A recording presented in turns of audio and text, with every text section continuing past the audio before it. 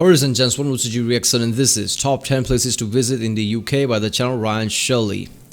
Yeah, UK is obviously a great place by land masses and different type of terrains. Usually whenever I see videos about places to visit in UK, they always talk about the cities and things, but I always want to see how the countryside, other basically different type of landscape and terrains, how they are. I wanted to see that. Clearly this video is going to do that. That's the first image he put there.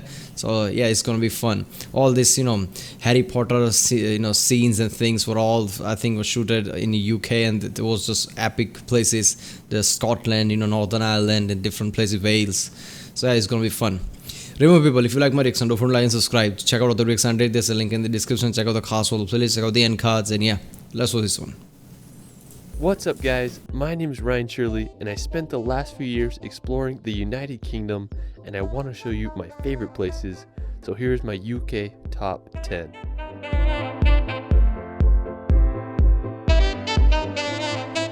The United Kingdom is made up of the countries of England, Wales, Northern Ireland, and Scotland. If you want to go back in time and feel like you're in a fairy tale or a Harry Potter film, the UK is the place for you. It's easy to see why so many myths and legends were born here. It's one of the world's most enchanting places. Alright, so for our first location, we're going to go visit possibly the most iconic city in the world, London. I've traveled more to London than any other international destination. I have to say it's my favorite city in the world, and I just keep coming back. Everything from the double-decker buses to the energy of Piccadilly Circus makes the city feel so alive. There's just so many places to see. You can check out the iconic Big Ben and walk across the bridge to see the Palace of Westminster. There's the Tower Bridge, which is possibly the most famous. Oh yes, isn't it Westminster? Yeah. Whenever I think, whenever you talk about, the feel of a place before you even go there, I think the game Assassin's Creed are the, best thing. So I played Assassin's Creed Syndicate, and obviously it's in the London. I never appreciate the, diversity and how great it is, how London is awesome before playing that game. And after playing that game, just visiting London is one of my top list. Like, I want to go there and, see all different places because these are just awesome. Look at this bridge. This is awesome, man.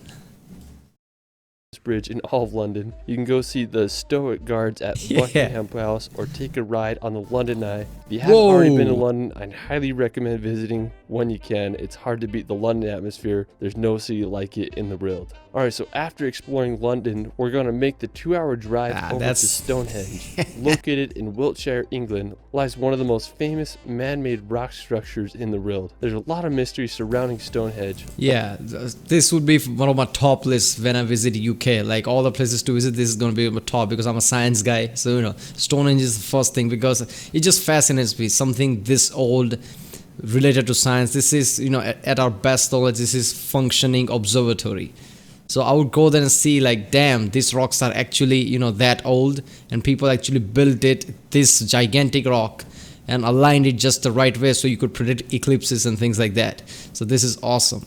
Like, what was its purpose and how was it made? Archaeologists believe it was constructed back between 3000 to 2000 BC. Stonehenge consists of a ring of rocks, each being around 13 feet high and weighing nearly 25 tons each. It's unclear what the exact purpose of Stonehenge was. It's believed that it was used as an astronomical observatory or a religious site. Either way, it sure makes you stop and think how people thousands of years ago were able to construct this. Alright, so after Stonehenge, we're going to head on over to the Jurassic Coast. While you won't find any dinosaurs here, you might find some fossils on the beach. The Jurassic Coast is England's only natural World Heritage Site, and it's become popular with its white cliffs and picturesque beaches that are full of fossils formed over 65 million years ago. One of the most famous spots on the Jurassic Coast is Door. It's this limestone arch that goes straight into the ocean. There's a great beach there, and I just can't think of a better place to spend during the hot English summers. One of my favorite spots on the Jurassic Coast is Old Harry's Rocks.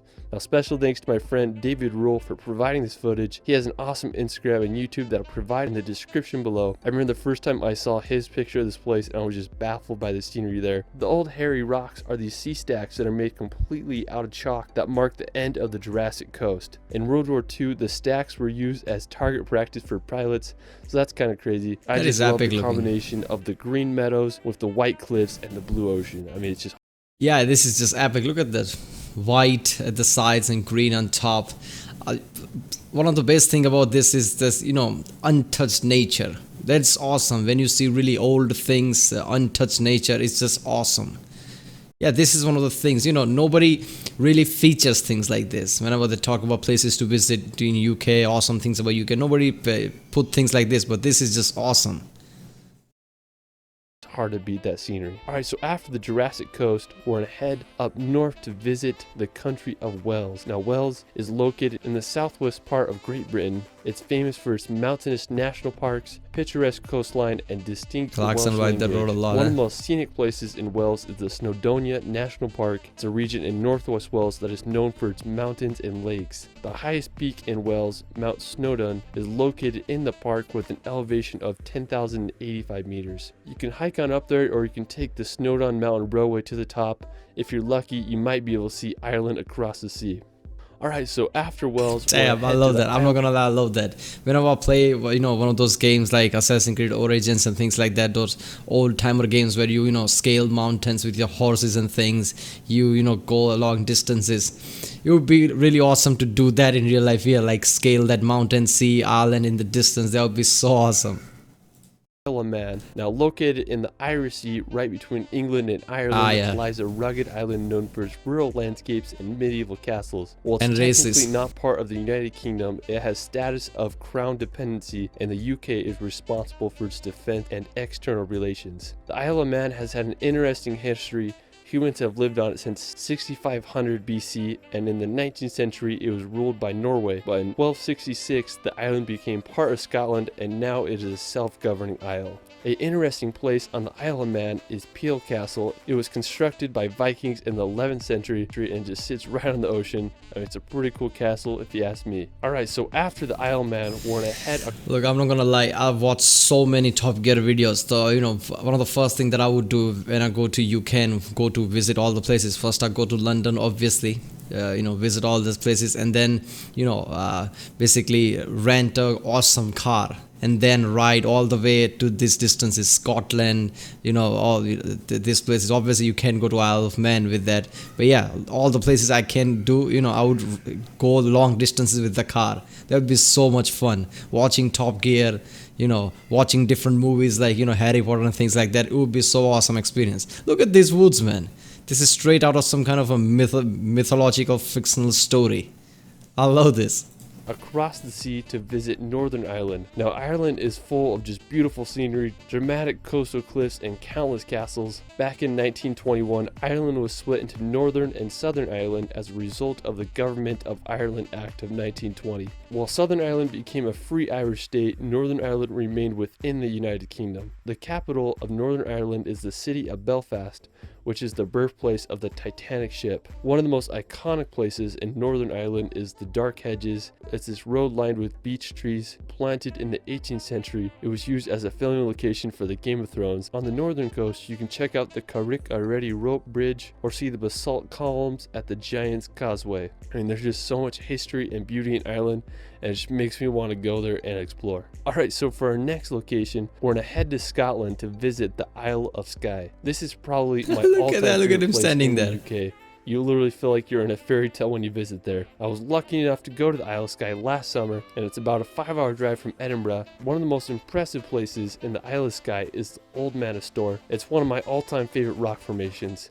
I felt like I was on the set of Game of Thrones when I was there. Now, to get to the Old Manor Store, it's about a 4-kilometer hike. You walk through some conservation gates and you'll reach the famous rock pinnacles. I went for sunrise and sunset, and both occasions were breathtaking. When I was there was just like crows flying around the rock, and there were some sheep running around. That is just epic. a Look at magical place. So the legend of the Old Manor Store is supposedly a giant lived there a long time ago, and when he was buried, his thumb was left sticking out of the ground.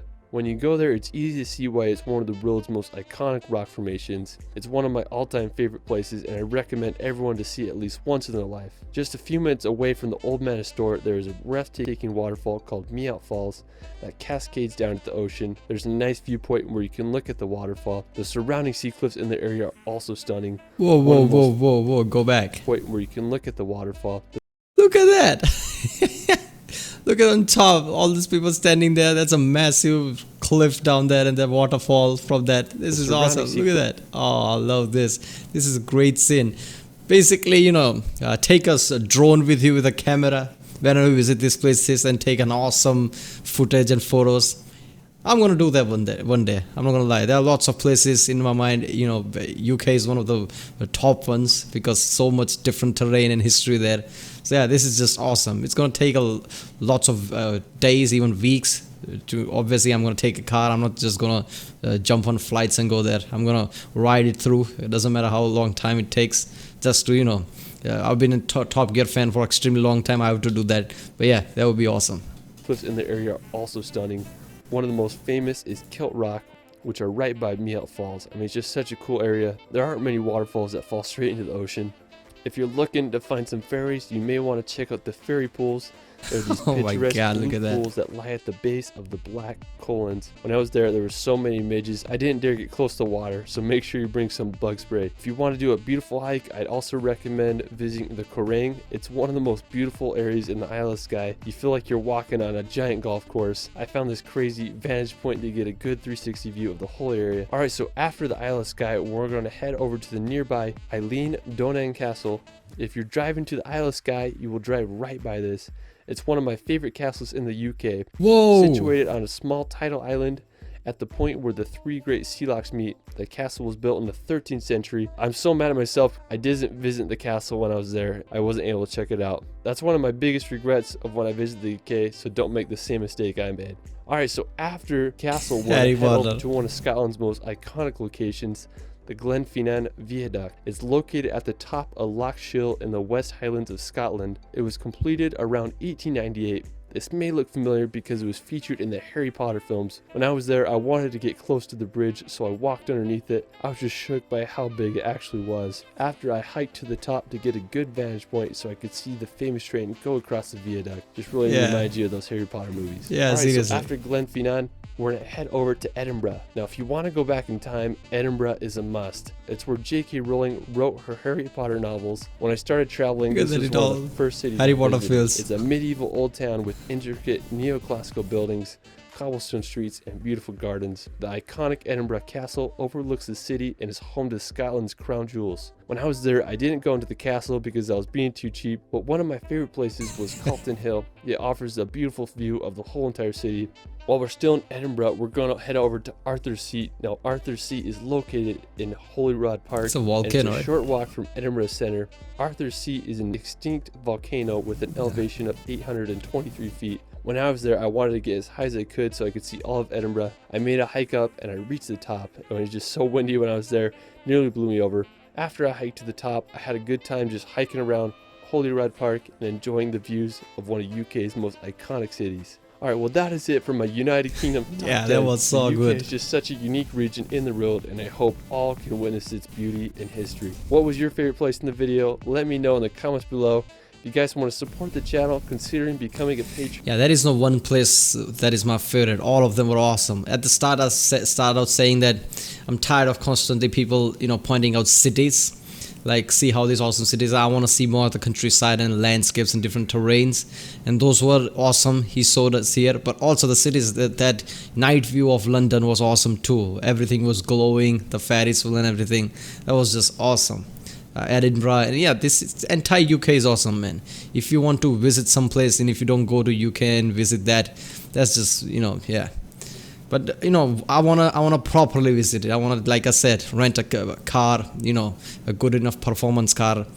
Obviously tourer, then visit all these places from one side to another. I don't care if it takes long time. I don't want to just jump on flights and just visit cities and everything around cities.